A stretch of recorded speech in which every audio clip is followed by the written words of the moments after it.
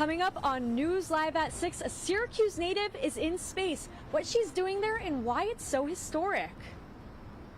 Plus, the Office of Multicultural Affairs hosted the Daring to Dream Gala to celebrate Black History Month, why students thought it was important and what it meant to them.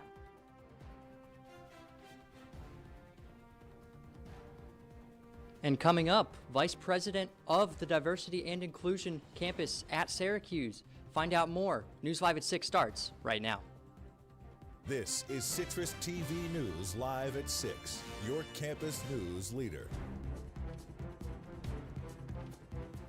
Good evening. Thanks for joining us on this Monday. It's almost spring break. I'm Bradley Hoppenstein. And I'm Maddie Stelk. Let's get right to our top story.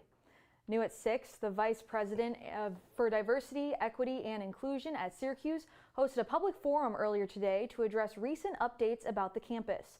Reporting live from the Sheridan Hotel tonight is our Harrison Calder. Harrison?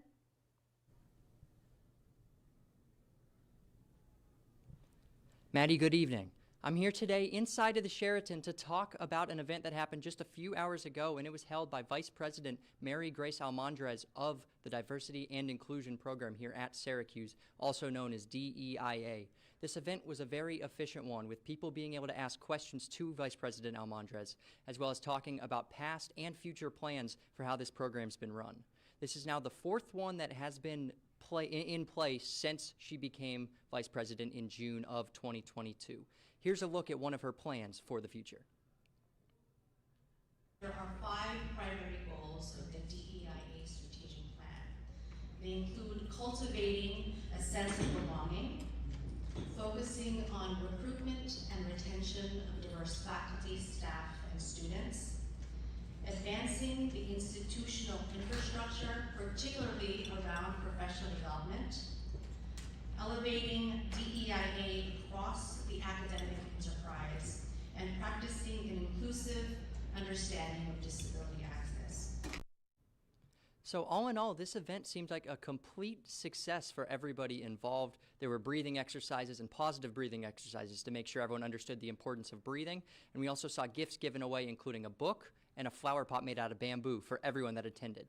There were also a lot of other great things, such as breakout rooms, puzzles, games, and even a podcast room for everyone to participate. Once again, from the Sheraton Hotel, Harrison Calder, Citrus TV News.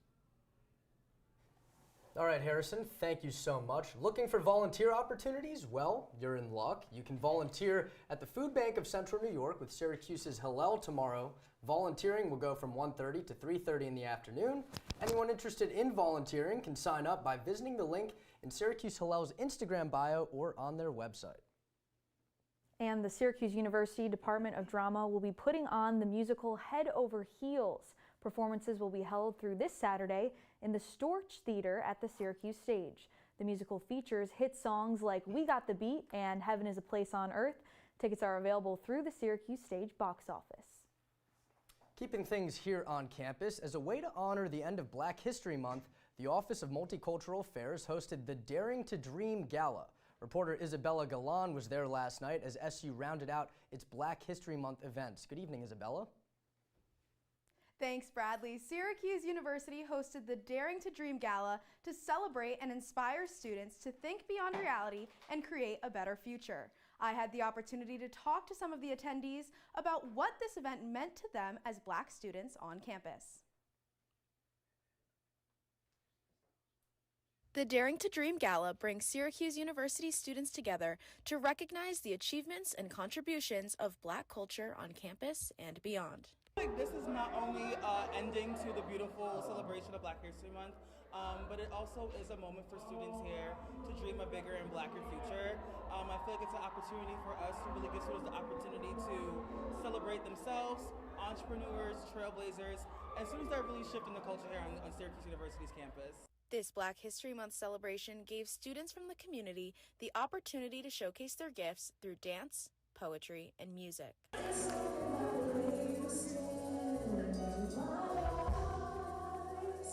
This event was not only a celebration, but it was also a learning experience for students on campus to get more involved. I think this is a great event to do and host as we put Black History Month into a close, but also bring in Women's History Month.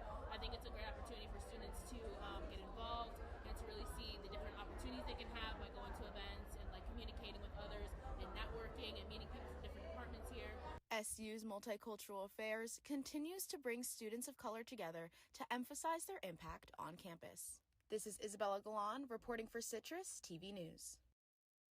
Even though Black History Month has come to a close, there are still plenty of opportunities to celebrate diversity, equity, and inclusion on campus. For more information about how to get involved with events like this, visit the Office of Multicultural Affairs on the official Syracuse University website or in person in the Shine Student Center. Maddie and Bradley, back to you.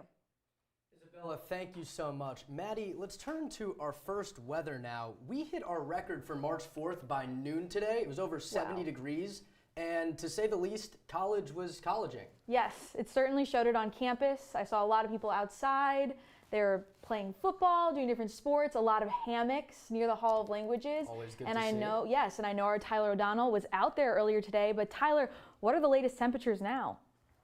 We're going to get to the temperatures in just a second. I want to show you behind me, you're going to have actually 69 degrees outside right now. Oh, there we are. We have our wonderful video of the quad with some people outside. You can actually see all of them on the grass. So they're all enjoying the wonderful sun and they're just enjoying their time out there. It was so peaceful. If you look at our current temperatures, as I said before, we got 69 degrees outside. Really beautiful sunshine out there. The sun was out all day. There was not even a cloud inside. Trust me, I checked. And it was just gorgeous. If you look at our weather tonight, though, we're going to see that weather around the area, my bad. If you look at temperatures around the area, it's going to be about 68 degrees in Pena, and Ithaca is at 67.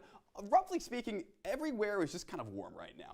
We don't see any trace of that coldness that we saw last week. All that snow is kind of gone. If you look at temperatures tonight, though, it's going to dip a little bit down. As you can see, it's going to be about 52 degrees. Nothing too much to worry about, though. I do recommend you turn on a fan when you go to bed or open that window a little bit because it's going to get a bit toasty in your room at night, unless if you have those no AC dorms like I do. Anyways, back to you guys. Tyler, I know my window will be open with the fresh air, but now we have new details on the increased police presence at Lincoln Middle School today. Police say a parent made violent threats to this school this morning. That parent has now been identified by police as Dawn Torres. The 44-year-old called the school around 8 a.m. and made several threats over the phone. The school then went into lockdown and notified police. They later arrested Torres at her home and say she was making a threat of mass harm. Let's get to a food alert now. Trader Joe's is recalling over 61,000 pounds of chicken soup dumplings that might have pieces of hard plastic in them. The Agriculture Department's Food Safety and Inspection Service says the plastic may specifically be coming from a permanent marker. No related illnesses or injuries have been reported, but the agency is urging people to check their freezers. The 6-ounce Trader Joe's chicken soup dumplings are under recall. The ones that are under recall were produced on December 7th of 2023, and Trader Joe's is now urging people to throw out those dumplings or return them to any store for a full refund. That one hurt me, Bradley. I don't know about you. But coming up, a Supreme Court strike down. How the High Court's major decision will affect ballots in some states on Super Tuesday. And a Syracuse shout out from space. How one CNY native is making history from hundreds of miles above. Stay with us.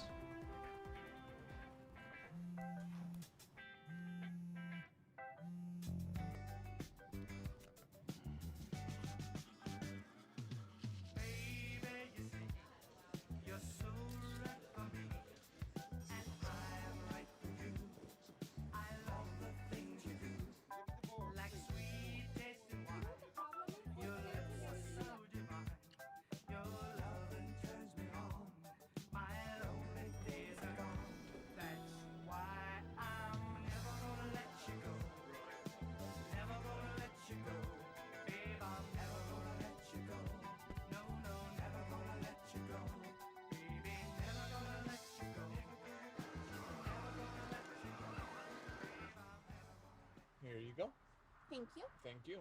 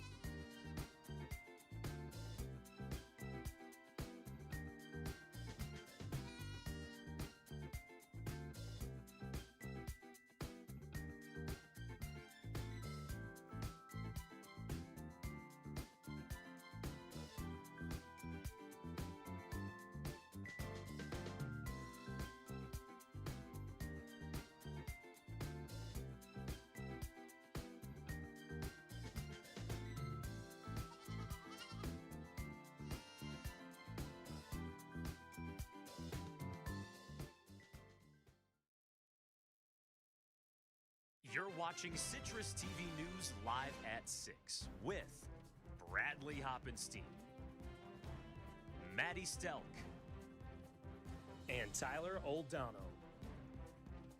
Now, your campus news leader continues. Welcome back. We're going straight to the latest in former President Trump's battle to stay on the ballot.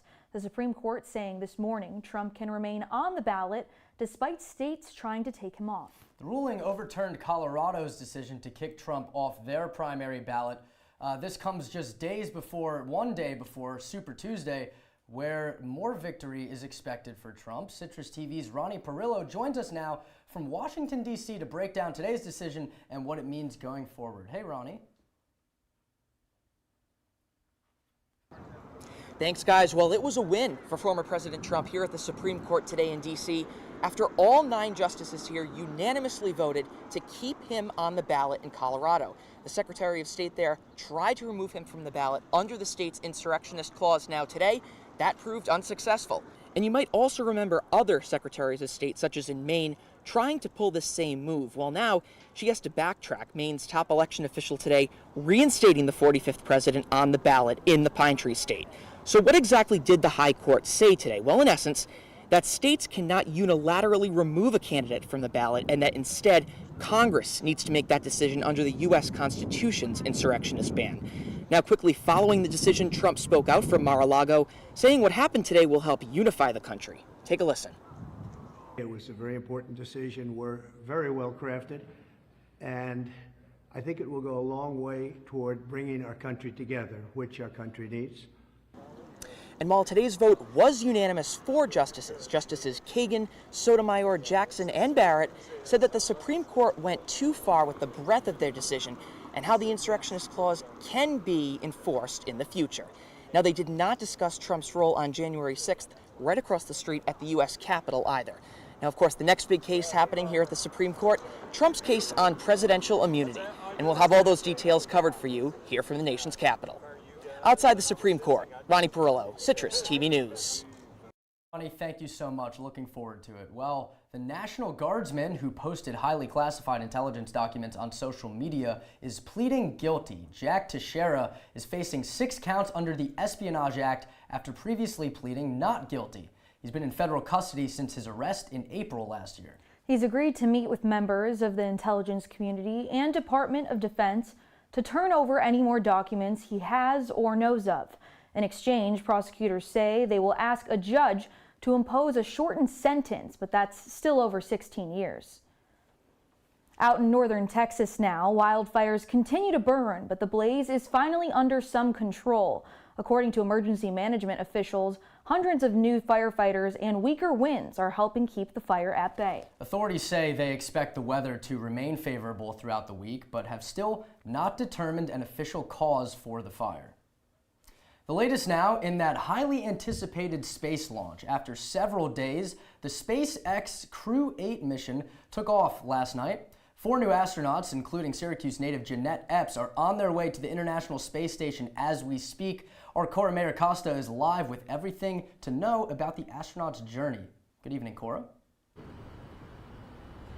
Well, Bradley and Maddie, just before 11 last night, like the sky is clear right now, it was clear at the Kennedy Space Center in Florida. SpaceX had launched their Crew 8 mission, and a part of that mission was Syracuse native Jeanette Epps. Now, let's take a look at her very, very accomplished background in central New York. Epps had graduated from Lemoyne College in 1992, where she earned a bachelor's degree in physics. She has been a NASA astronaut since 2009 and is the second black woman assigned to a long station mission. The crew of 4 is currently in orbit after a successful launch. Take a look at this footage from NASA showing the rocket launch last night.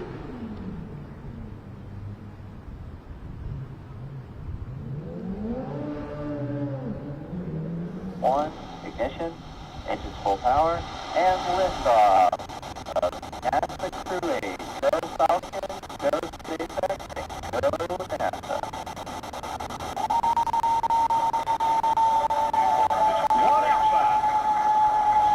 Endeavour ascends, a beacon of human ambition, 1.7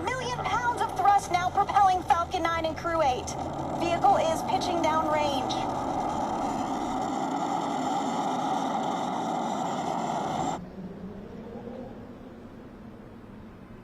Well, that's not the only rocket launch you could expect to see anytime soon. Crew 8 expects 2 more rockets to come to the International Space Station to meet them. While they're at the International Space Station, they will be conducting research into new exploration beyond Earth in sort of preparing us for the future of space travel. But for now, I'm Cora Maricosta, Citrus TV News. And coming up, I'll have your your 5-day weather forecast. Don't touch that dial, folks. Every time I hear the alarm bell go off in school, I think it's an air raid. A lot of houses in our neighborhood have been destroyed. I like to close my ears and sing songs whenever the bombs come close. I'm worried our new neighbors won't like us. But I know it's all gonna be worth it. I just want my family to be safe. But these are not my words. These are not my words. These are not my words.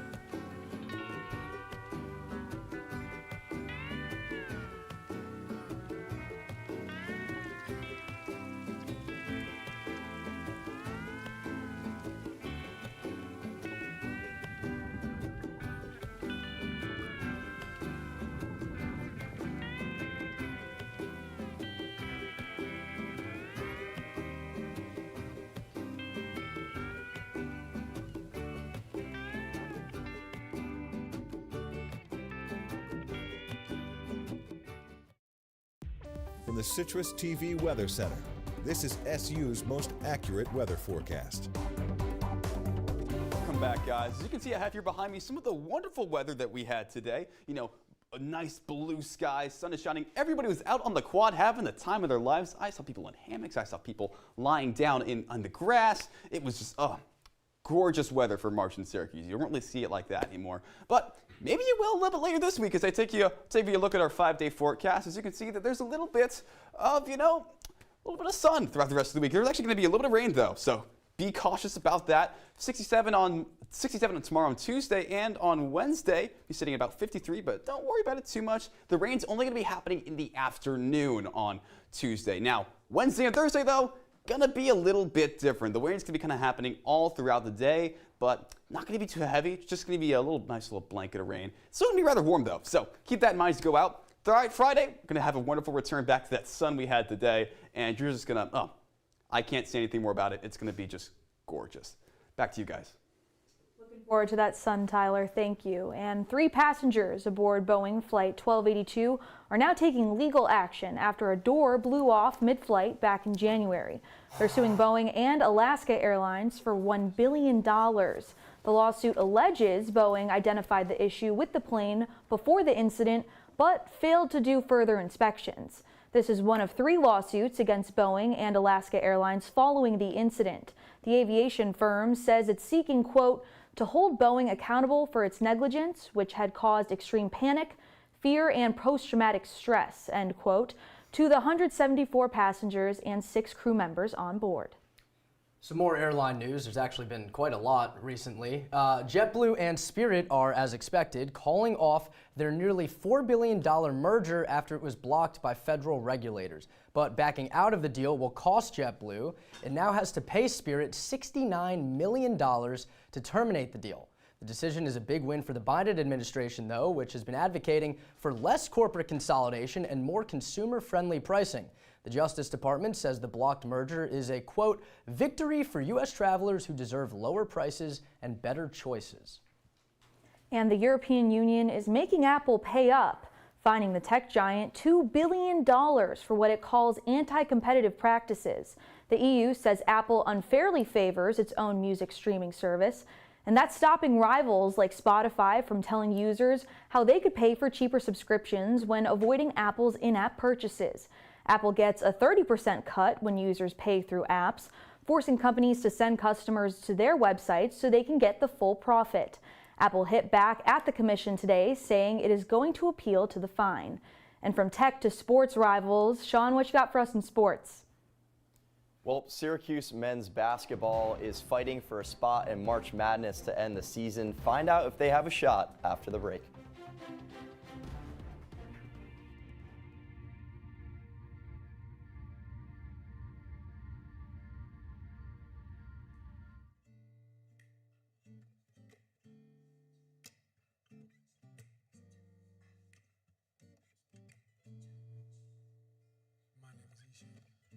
Hi, my name is Sadie Miller. My name is Luke Brady.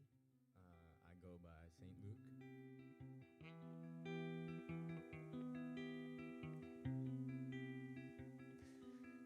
So this one I started with this guitar lick.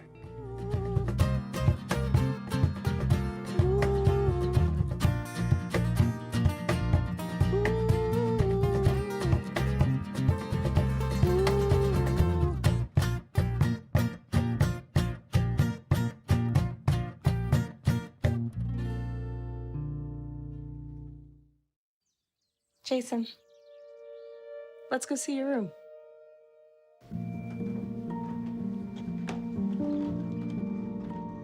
What do you think? We kept it a little spare, so you can decorate it how you like.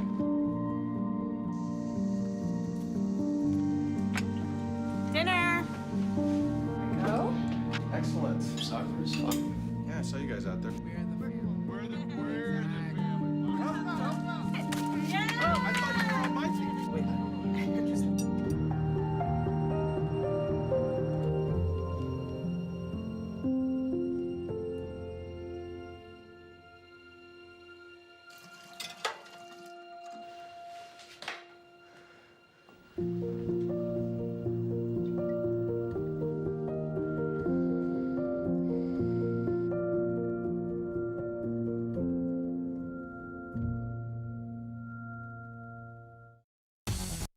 And now, your CitrusTV Sports Report. Syracuse men's basketball is on the cusp of making March Madness, and tomorrow could decide SU's season. Welcome into sports. I'm Sean Dempsey. The Qs travel down to South Carolina to take on Clemson tomorrow. The Orange are in 4th place in the ACC, and the Tigers are in 5th. If Syracuse were to come out with a win, it would mark SU's 3rd Quad 1 win of the year. Clemson is projected to be a 5 seed in March Madness in the latest bracketology, while Syracuse isn't even on the bubble. A big reason for that is SU's low net ranking, which is used to evaluate teams in men's college basketball. The last time SU and Clemson matched up was in the Dome. Joe Girard put up 18 points and PJ Hall tallied a double-double. The Qs have to focus on those two to have a shot tomorrow night. Tip-off for that one is at 7. And inside the Dome, number 8 Syracuse men's lacrosse had a bounce-back win over High Point 19-13. SU was coming off a heartbreaking overtime loss to number 5 Army, but that didn't matter. Joey Spallina led the way for the Orange with 7 goals and 2 assists. Spallina was held scoreless versus Army, but his response helped propel SU in a must-win game. Helping Spallina along the way was Jackson Birtwhistle and Christian Moulet. Both attackmen finished with 2 goals each as well. SU strives to have another offensive outing like this against Johns Hopkins on Saturday. Face-off for that one is at 6:30. But in the NBA, the Knicks traveled to Cleveland to take on the Cavs last night. New York came up with a 107-98 win. A big reason for that was Dante DiVincenzo, the Villanova graduate, finished with 28 points and 6 assists. His teammate Josh Hart finished with a triple-double with 13 points, 10 assists, and 10 rebounds. New York star Jalen Brunson, though, went down with a knee injury in the first quarter. After the game, head coach Tom Thibodeau said that X-rays on Brunson's knee were negative. It is unclear how long Brunson will be out for going forward. New York's next game is back in Madison Square Garden against the Hawks at 7:30. And the ACC tournament begins for women's basketball on Wednesday. Syracuse is a 3 seed and will have to wait until Friday, though, for its first game. SU plays the winner of Florida State and the winner of Wake Forest and Virginia. The Orange could potentially face off against NC State again in the semifinals of the conference tournament. Guys. Sean, thank you. Yeah, now sticking with sports, I mean, we got a big game tomorrow. for men's basketball against Clemson. And Syracuse has won 4 straight in a row. So now, Sean, I got to ask, what do they got to do to win 5? They got to control Joe Girard. I mean, they're going into Clemson's territory. It's going to be a really tough game. Some experts are saying that Syracuse doesn't have it. I think, it's do or die for the Orange, and I think they come out on top just barely. All right, well, we'll have to see. Just outside the bubble right now, but moving up to 4th in the ACC. When we come back, Tyler Oldano with your Wake Up Weather. Don't go anywhere.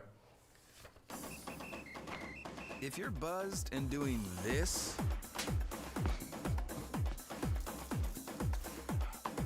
to make yourself feel okay to drive, ZWX.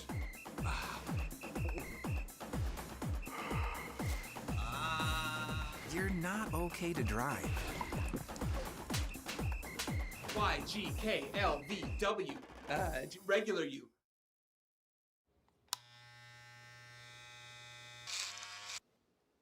You've messed up your son's haircut. Mom? Do you A, try to fix it? Like it never happened. B, work with what you got?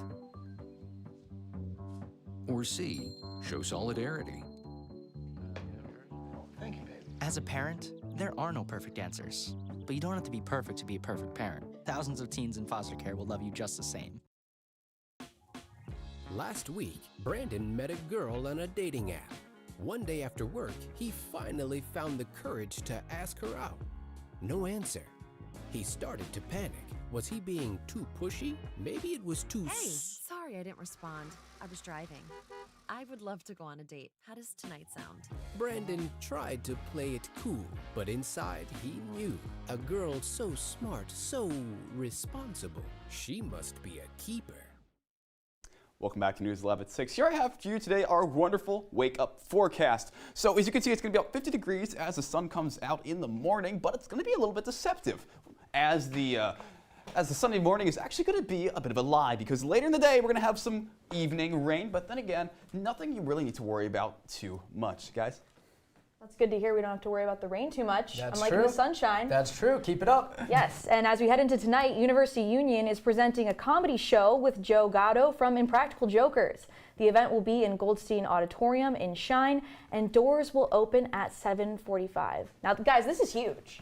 I'm a big Impractical Jokers fan. Sean, I Tyler? like the Practical Jokers. I felt bad for the people who were getting the joke played on them. For some reason, I have this bleeding heart. I'm like, oh, these poor guys, they don't know what's going on. But no, it was still funny though. Well, I mean, just taking a look at like the broader picture here, Joe Gatto, easily one of the biggest names to come to this campus in recent years. I mean, for sure. He's my favorite Impractical Joker by far, and I really wish I was going to see him. I'm not gonna lie. Yeah, that starts at 7:45 tonight, but it's sold out if I'm not mistaken. It is sold out, unfortunately. But if you got tickets, then you're very lucky. I'm very jealous. I wish I was going. Well, if you didn't get a ticket, feel free to tune in to Talking Points tonight. That's true. That's a very great shameless plug. Now, guys, I have to ask, could you do what they do on Impractical Jokers? No, it would be too awkward. Right? I would be so awkward. I would be the guy getting the joke played on. Yeah, same here. Sometimes, especially here at CitrusTV, sometimes I feel like I'm actually in an episode of Impractical Jokers. Yeah, right. Just can't escape it. But that's all we have for Citrus TV News Live at 6 tonight. Don't forget you can follow us on X and Instagram at CitrusTV News. Now for the entire CitrusTV News team, I'm Bradley Hoppenstein. And I'm Maddie Stelk. You can tune in to Talking Points tonight if you're not going to the Impractical Jokers Joe Gatto special in Goldstein. And have a great night, Syracuse. See you after break.